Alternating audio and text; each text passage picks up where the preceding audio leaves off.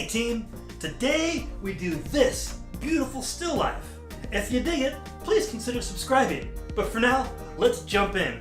I'm Greg, and this is Studio 214. It's painting time. Be ready, grab a brush. Give me a hell, give me a yeah! Let's paint right now! So guys, straight up, nobody really cares about a painting about an old-timey brass kettle and a pestle and mortar. Nobody really. And this still life will be made, or dashed asunder, by the effects of lighting. It's not so much about what's being painted, but how it is painted. And I want it dramatic, and that starts with a dark background. So throw it in. As you will see, I will paint over it a few times.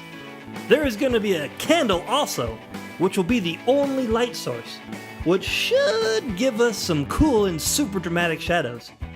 That's the plan anyway. After all, we don't paint things or objects, we paint effects of light, and that's what this here painting is going to be all about. I'm just going to put this tape up so my candle has some good lines. You know, I've noticed that a big difference between amateur artists and real pros is line management. Well, it's one of many, but that's an important one. Man, get them lines straight and tight. Yes, sir. Make it tight. Make it correct. Or, right, I don't know, however that goes. Start with some yellow. Usually I start darker, but what the hell? We're gonna get a little crazy today and do what I want. It's our world. I'm just painting it.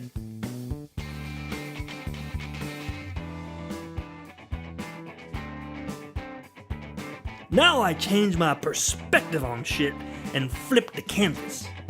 It also helps me get the brush strokes I'm looking for. Nice. This is probably the best feeling. I love peeling a piece of tape off and revealing a tight straight line. And that sound, zip. Yes sir. Do y'all like it? Of course you do. Comment section is open. Let me know. Ah yes. Now the kettle. I think it's brass. Yeah, I'm pretty sure it's brass. And you know, I'm just gonna paint it as if it is brass. Hammered brass at that. Which means it had too much to drink. It's hammered. I'm gonna start darker and add the highlights on top. I think I did it the other way on the mortar and pestle. It's because I really wanted to emphasize how bright the light from the candle was gonna make things. So I adapted my process and overcame. Oh yeah. The color was kind of tricky. Play with it a bit. I used burnt sienna with cad yellow and titanium white. For darker areas, I added a touch of burnt umber and more titanium white for where the candlelight would hit. Same color scheme for the candlestick and the base.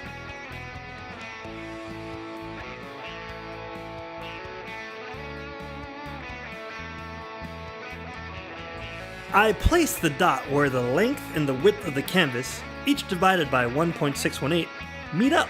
This is a confluence of the golden mean, and it means awesomeness. And if you do that for each side, you end up with 4 places where the lines intersect. Ah yes, now let's talk placement. I do not like where the kettle is. I blew the placement. Like I said, this isn't a pretty painting full of things. This is a strategic painting. So everything from where the light hits to the placement of the objects is muy importante. So I need to line up my kettle on the golden mean, son. Which in this case means putting it right where that dot is. So yeah, I totally ended up painting that kettle 3 times. Yikes! But hey, it's what the painting needed. Similar color scheme, this time burnt sienna with yellow and cad red. I wanted a more orangey color, and that's what I got. Titanium white for them highlights. So team, check it out. This canvas is super wet, which means all the colors I'm using are going to mix and give me a ton of variation, which is exactly what I want. Hey, do y'all dig the music? Check out my music channel, Studio 214 Music, where all the music from these videos are posted. Alright, good times. Hey, if you haven't, subscribe, would ya? To both if you dig them. thank you in advance, but seriously. Subscribe.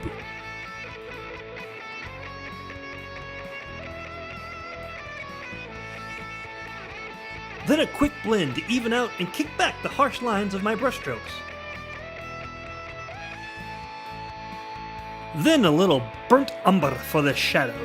Do it while it's wet so you can get a ton of variation as the colors mix and mingle and just have fun.